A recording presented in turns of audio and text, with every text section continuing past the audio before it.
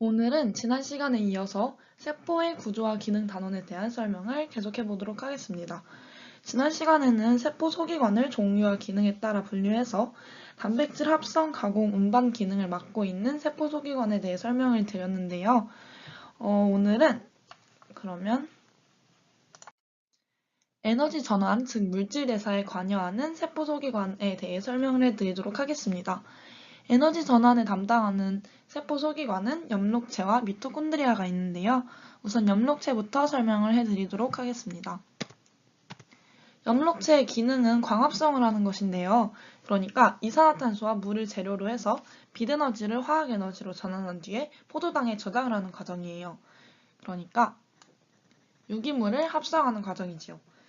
엽록체의 구조는 그림에서 보실 수 있듯이 외막과 내막, 이중막으로 이루어져 있는데요. 여기 안에 보이는 이 초록색깔 알갱이 하나를 틸라코이드라고 불러요. 틸라코이드 여러 개가 쌓여있는 이 구조를 그라나라고 부르고요. 여기 틸라코이드 막 내부에는 엽록소와 카로티노이드와 같은 광합성 색소가 있는데요. 이 광합성 색소가 빛에너지를 흡수하는 기능을 맡고 있습니다. 여기서 엽록체 내부에 그라나를 제외한 나머지 이런 부분을 스트로마라고 불러요.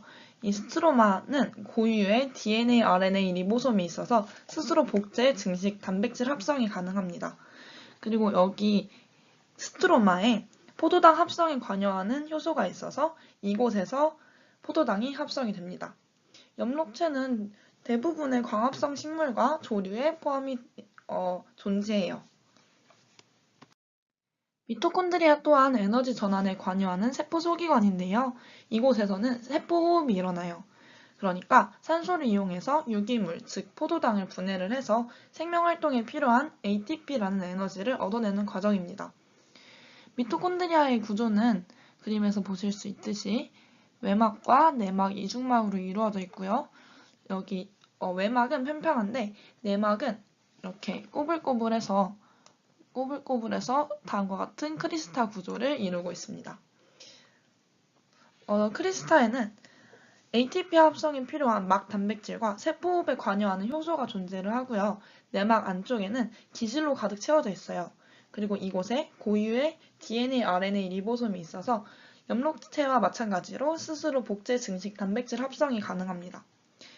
미토콘드리아는 거의 모든 진핵세포에 존재를 합니다. 물질의 분해와 저장을 담당하는 세포 소기관으로는 리소솜과 액포가 있는데요. 우선 리소솜은 앞에서 말씀드렸던 미토콘드리아나 엽록체와는 달리 단일막으로 이루어져 있어요.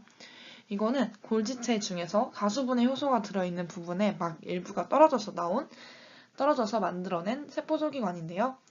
아까 말씀드렸듯이 리소솜 내부에는 가수분해 효소가 굉장히 많아요. 그래서 물질 분해를 해서 세포 내 소화를 담당을 하고 있습니다. 우선 외부에서 세균과 같은 이물질이 들어오게 되면은 이물질을 세포막으로 둘러싸면서 식포를 만들어내요. 이 식포가 리소솜과 만나게 되면은 가수분해 효소로 이물질을 분해를 시키면서 이물질을 분해를 시키고요. 이외에도 손상된 세포 소기관이나 세포 내 유기물을 분해를 하기도 합니다.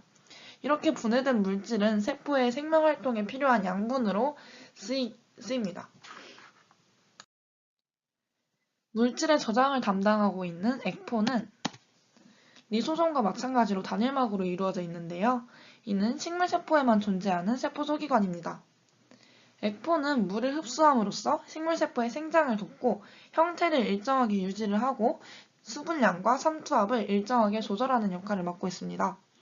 이 외에도 영양소, 노폐물, 독성물질, 꽃이나 열매에 사용될 색소 등을 저장하는 역할 또한 맡고 있습니다. 다음으로는 세포를 지지하고 운동 기능을 맡고 있는 세포 소기관들인데요. 여기에는 세포벽, 세포골격, 선모와 편모가 해당됩니다. 우선 세포벽은요, 식물세포에만 존재하는 세포 소기관인데요. 이거는 주로 셀룰로스가 구성을 하고 있습니다. 이 세포벽은 다시 1차 벽과 2차 벽으로 나누어 볼 수 있는데요. 어떤 식물세포는 2차 벽이 없는 경우도 있습니다. 1차 벽은 여기 그림에서 보실 수 있듯이 얇은 어린 식물 세포에 있는 얇고 유연한 세포벽이고요. 2차 세포벽은 1차 세포벽과 안에 세포막 사이에 존재하는 두껍고 단단한 세포벽입니다. 이 세포벽의 기능은 세포를 보호하고 형태를 일정하게 유지하며 지나친 물 흡수를 방지하기 위해서고요. 물과 용지를 모두 통과시키는 전투과성 막입니다. 세포 골격은요, 세포의 형태를 일정하게 유지하고 세포 소기관의 운동과 이동을 막고 있는 아이인데요. 모두 단백질로 이루어져 있습니다. 이 세포 골격은 다시 크게 미세소관, 중간섬유, 미세섬유 세 가지로 나누어 볼 수 있는데요. 우선 미세소관부터 하나하나 천천히 설명해 드리도록 하겠습니다. 미세소관은요, 튜블린이라고 불리는 단백질로 구성이 되어 있는데요. 얘네는 속이 긴 원통 모양을 만들고 있습니다. 이 미세소관은 중심립에서 만들어지고요. 방추사를 형성하고 있는 물질이어서 염색체 이동에 중요한 역할을 맡고 있습니다. 선모와 편모 또한 이 미세소관으로 이루어져 있습니다. 그리고 미세소관은 지름이 약 25나노미터로 이 세 가지 세포 골격 중에 가장 굵습니다. 그 다음으로는 중간섬유인데요. 중간섬유는 케라틴과 같은 섬유 모양의 단백질로 이루어져 있고요. 이렇게 보실 수 있듯이 세포 전체에 그물 모양으로 퍼져 있습니다. 그리고 이 중간섬유의 주요한 역할은 핵과 세포 소기관의 위치를 일정하게 고정시키는 역할을 맡고 있어요. 그리고 중간섬유가 이 세포 골격 중에서 중간으로 굵습니다. 마지막으로 미세섬유는요, 액틴이라고 불리는 단백질로 이루어져 있는데요. 그래서 다른 말로는 액틴 필라멘트라고도 불립니다. 이 미세섬유는 세포막 바로 안쪽에 이렇게 퍼져 있고요. 근섬유의 수축과 이완, 아메바의 위조근동과 같은 기능을 맡고 있습니다. 자, 마지막으로 말씀드릴 것은 바로 선모와 편모인데요. 우선 선모와 편모가 무엇인지부터 설명을 해드릴게요. 얘네는 세포 표면에 돌출되어 있는 세포의 운동기관인데요. 선모의 경우는 이렇게 길이가 짧고 수가 많으며 다 같이 한꺼번에 노를 젓듯이 움직이는 특징이 있습니다. 편모의 경우에는 길이가 선모에 비해서 더 길고 수가 한 개에서 여러 개 정도로 선모보다 훨씬 더 적고 물결처럼 채찍처럼 움직이는 게 특징입니다. 편모의 단면을 이렇게 살펴보자면은 중간에 이렇게 두 개의 미세소관이 위치를 하고요.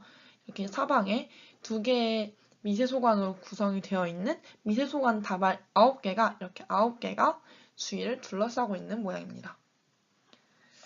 자, 이렇게 세포의 구조와 기능 단원에 대한 설명을 마무리했습니다. 감사합니다.